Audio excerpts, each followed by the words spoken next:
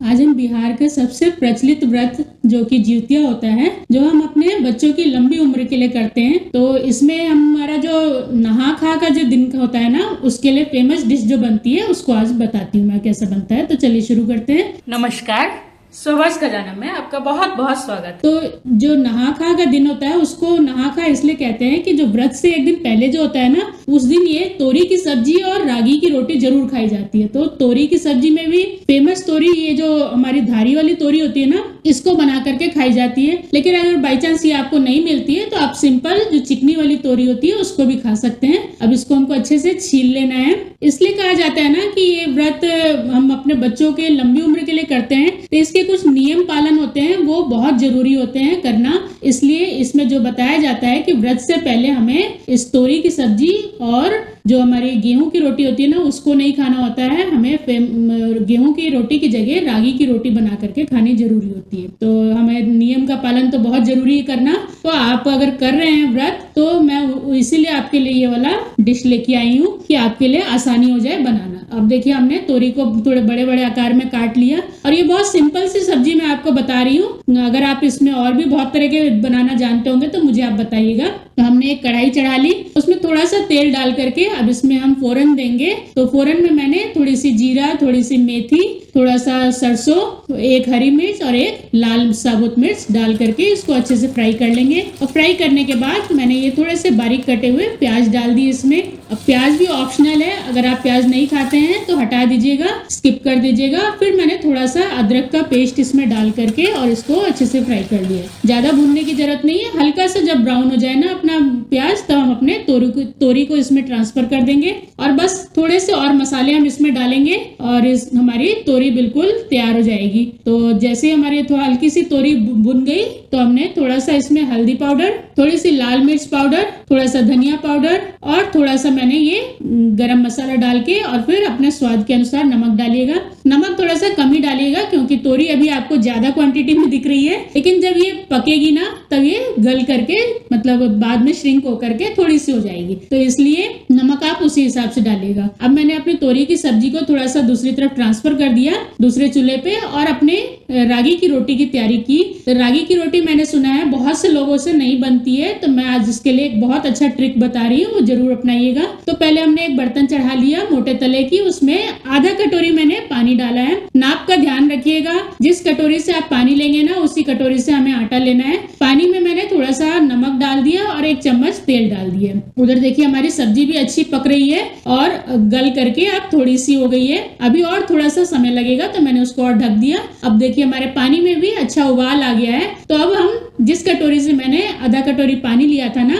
उसी कटोरी से हमने एक कटोरी रागी का आटा ले लिया है। आटे का थोड़ा सा ध्यान रखिएगा कि आप बिल्कुल फ्रेश आटा लीजिएगा।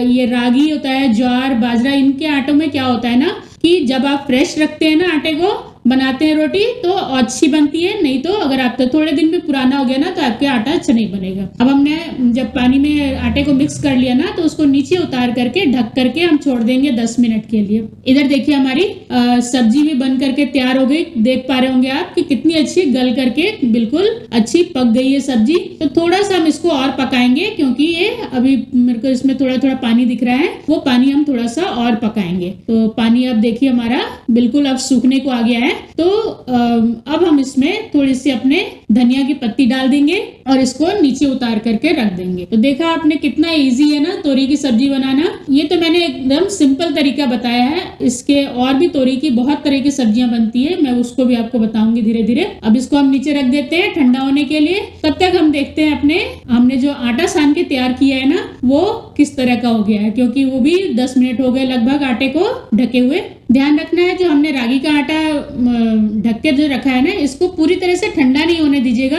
जब ये हल्की सी गर्म हो रहेगी ना, हाथ से छूने लायक, तभी इसे हमें गूंद कर तैयार करना है। तो अब इसमें मेरे को थोड़ा सा पानी की जरूरत पड़ी है, तो बिल्कुल हल्के से थोड़ी थोड़ी छींटे दे करके हम इसके आटे को गूंद के तैयार करेंगे। आप देख पा रहे होंगे कि हमारा आटा, जैसे हमने गर्म पानी से इसको उबाल करके और सान कर तैयार किया ना, तो अब आप हमारे रागी के आटे को देख पा रहे होंगे। कहते हैं कि इसमें ग्लूटेन नहीं होता है, लेकिन कितना स्मूथ हमारा रागी का आटा गूंद करके तैयार हुआ है। बस इसी तरह का आटा हमारा गूंद के तैयार होगा। अब उसको थोड़ी देर और हम 5 मिनट ढक के छोड़ देंगे। उसके बाद हम अपने चूल्हे पे तवे को चढ़ा देंगे। उसके बाद अपने आटे से रोटियां बेलना चालू करेंगे। तो आप देख पा रहे होंगे कि हमने जो आटा गूंद के तैयार किया कितना स्मूथ और कितना मुलायम बन करके तैयार हुआ है कि हम इससे अगर हम लोई बना रहे हैं तो कितनी स्मूथ बन के तैयार हो रही है। अब एक लोई अपने नॉर्मल जैसे रोटी बनाते हैं ना, बिल्कुल वैसे ही लोई ले लीजिएगा। उसके बाद अपने सूखे आटे में इसमें थोड़ा सा डिप करके और उसके बाद आप इसको जैसे मर्जी वैसे बेलिए। आपकी रोटी कहीं से भी टूटेगी नहीं, कहीं से भी चिपकेगी नहीं। आप नॉर्मल जैसे गेहूं की रोटी बेलते हैं ना, बिल्कुल वैसे ही बेल करके तैयार कर पा रहे होंगे। आप देख पा रहे होंगे कि मैंने इसको हाथों में उठाया है लेकिन ये कहीं से भी टूट नहीं रही है। अब इसको हम अपने तवे पे ट्रांसफर कर देंगे और अलटते पलटते हुए जैसे हम नॉर्मल रोटी सेकते हैं ना, बस उसी तरह सेक के तैयार करेंगे। एक तरफ जब ये हल्की सी सिक जाए तो पलट देंगे। उसके बाद दूसरी तरफ से भी सेक करके, और ये इसको कोई जरूरत नहीं पड़ती है, ये अपने आप रोटी फूल जाती है। आप देख पा रहे होंगे मैंने हल्का से इसको कपड़े का सहारा दिया और ये रोटी हमारी फूल के तैयार हो गई है। तो इस तरह से अगर आपने मेरे बताए हुए ट्रिक से आपने रागी की रोटी बनाई ना, तो आप कभी भी नहीं इसको फेल हो पाएंगे। आपकी फर्स्ट अटेम्प्ट में ही आपकी रोटी अच्छी बन करके तैयार होगी। तो आप इसी तरह से रोटी बनाते जाइए और अपने घर में सबको खिला सकते हैं। नहीं तो सबसे जरूरी जो हम बात कर रहे थे कि हमारा जो जितिया व्रत होता है, क्योंकि मैं भी बिहार की हूँ तो मैं भी करती हूँ इस व्रत को। तो जिस दिन हमारा फास्ट होता है ना, उससे एक दिन पहले ये बहुत जरूरी होती है रागी की रोटी और तोरी की सब्जी खाना। तो मेरे यहाँ तो हमेशा ही बनती है, व्रत के लिए नहीं, मैं तो हमेशा ही बना के खाती हूँ, क्योंकि ये रोटी आपको पता ही है कि अपनी हेल्थ के लिए भी कितनी अच्छी है। तो इसको जरूर बनाइए और इस तरह से बनाइए जैसे मैंने बनाया है ना। तो अभी मैं आपको रोटी दिखाती हूँ हमारी कैसी बन करके तैयार हुई है। आप कहीं नहीं पाएंगे या बता ही नहीं पाएंगे कि ये रागी की रोटी है कि नॉर्मल गेहूं की रोटी है। इतनी सॉफ्ट और इतनी मॉइस्ट बन करके तैयार होती है ना कि ये गेहूं की रोटी को भी फेल कर देती है। तो इसी तरह से आप रागी नहीं, आप ज्वार, बाजरा, मक्का, किसी भी जो हमारे दूसरे अनाज आते हैं ना, मोटा अनाज जिन्हें कहते हैं, ये उस तरह से बन करके तैयार हो जाती है। अब देखिए मैं इसको फोल्ड करके दिखा रही हूँ अपने हाथों के बीच में, कितनी सॉफ्ट बनी है ना, कहीं से टूट भी नहीं रही है। तो इस तरह से इसको बनाइए और जरूर ट्राई कीजिए। और अगर मेरी वीडियो आपको थोड़ी भी हेल्पफुल लगी हो ना, तो प्लीज मेरे चैनल को लाइक, शेयर और सब्सक्राइब जरूर कीजिएगा। धन्यवाद।